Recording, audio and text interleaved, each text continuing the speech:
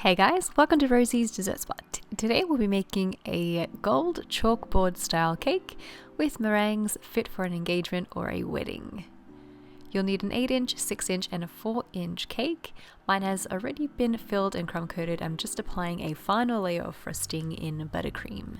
You can use white buttercream or whichever color you like. I had a whole bunch of black left over, so that's why I'm using black in particular. Starting from the top, then working my way to the outside of the cake. Once it's all nice and thick and covered, I'm going to take my frosting scraper, smooth it out, and then fill in any pockets as I go. If you guys would like a scraper, I do sell these ones here in particular on my website, rosiesdessertspot.com. I'll have it linked in the description box below for you guys as well.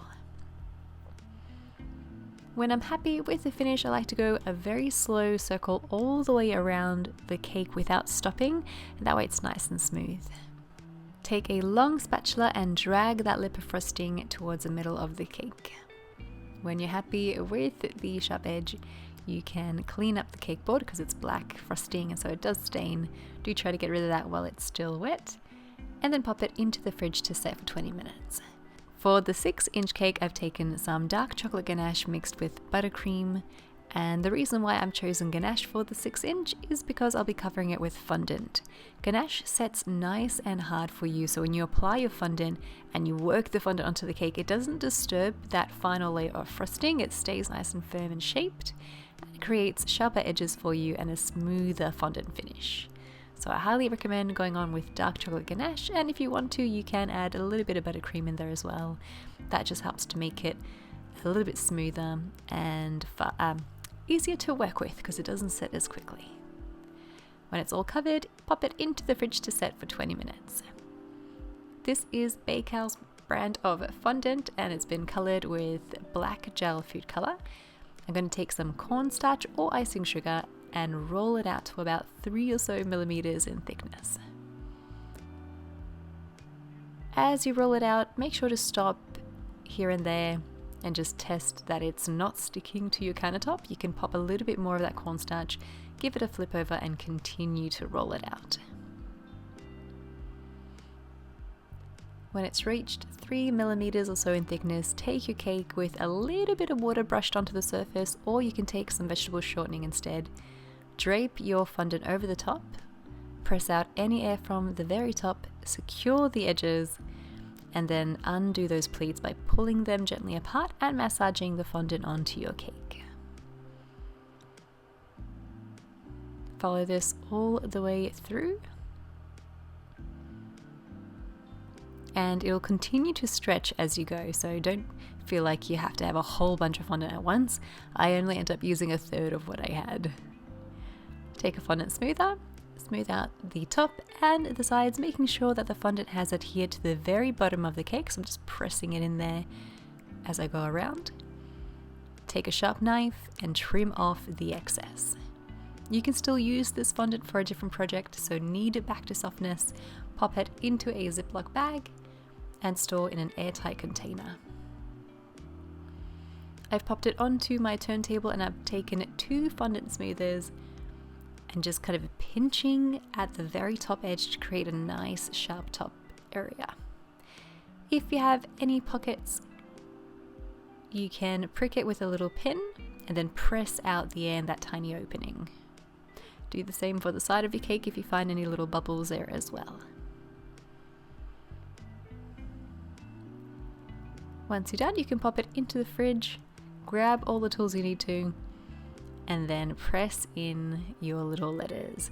These are letter embossing tools by Sweet Stamp, and I just taken the individual letters and pressing them into the side, making sure to massage and press it left to right so that all of the area is pressed in, not just the middle.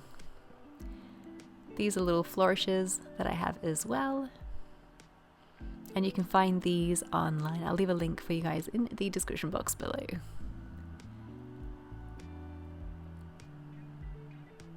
Do the same for the top as well. Here I'm being really nitpicky.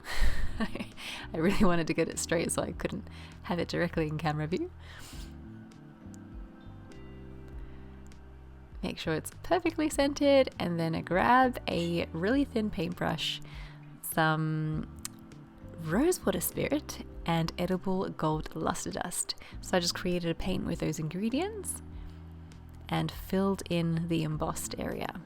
If you can't use alcohol or rosewater spirit, you can use lemon juice or white vinegar instead.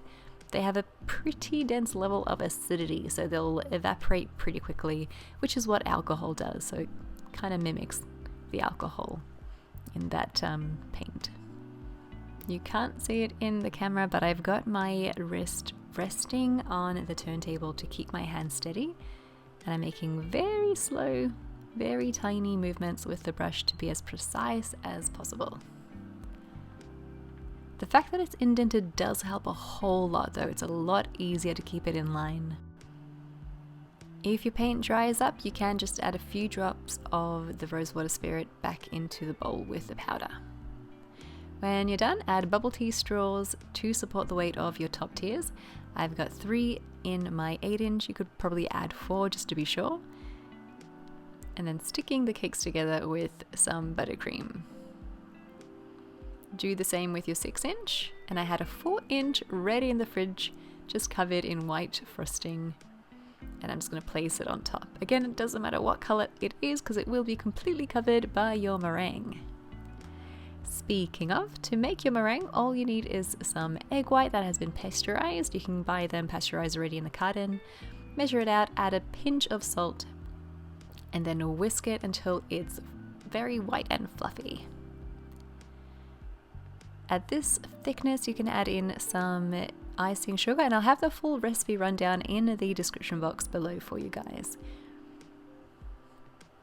But basically, it's just egg white, salt, icing sugar, and a flavoring of your choice. I've gone with vanilla extract, and you add that in right at the end. Whisk for a good 2 minutes, and then add in another batch of icing sugar. I did mine in 3 batches, and that way it retains as much air in that egg white as possible. If you were to dump all of your icing sugar in at once, it will completely deflate your egg whites and you'll end up with a really runny mess. Let it go for a good 7 or so minutes, and then take it into a piping bag fitted with a 6B piping tip or whatever piping tip you like, and pipe onto the side of the cake. Now, I didn't really like the way it was coming out, so what I did was I grabbed a spatula and I just went to town with the spatula all over the sides. Look, it looks like a mess right now, but I promise as you keep going it'll start to neaten up. So went around the whole sides, added it along the edges, and then any extra that I had I offset onto the top tier. This happens to me all the time. I make cake designs and I start to create them and then they don't really work out, and it's in that spur of the moment where I have to fix it that something fun and exciting happens. I actually really liked the way this came out, even though it was completely accidental. Make it as fluffy as you can. Take that spatula, dab it all over, try to make those large peaks and lines in there, and that way when you hit it with that it's not a flamethrower, oh gosh, I don't know what this is called, but torch. Okay, take your gas torch and go all over to toast it. And basically this is what's going to cook the egg white and make it not so sticky.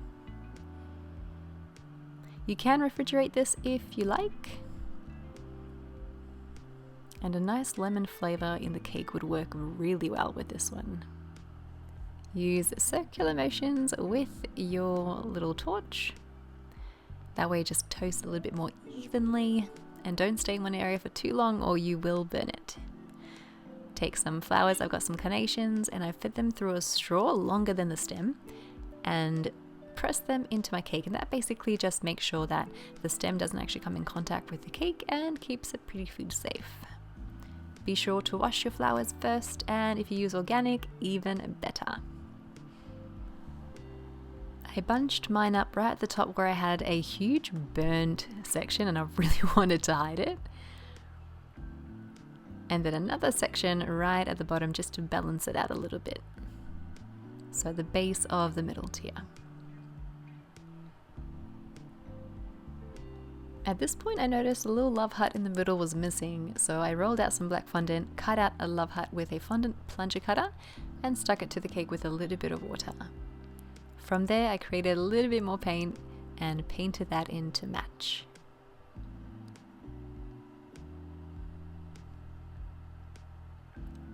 It looked a little bit cloudy to me, so I hit it with the steamer very, very quickly all over the cake. I went around maybe twice, and I mean fast, because you do not want to melt down that meringue. But anyway, that is how it's done. I hope you guys enjoyed this tutorial and give it a go. If you do, hashtag Rosie's Dessert Spot so I can see your awesome creation as well. Hope you enjoyed this happy little accident, and I'll catch you again in the next one.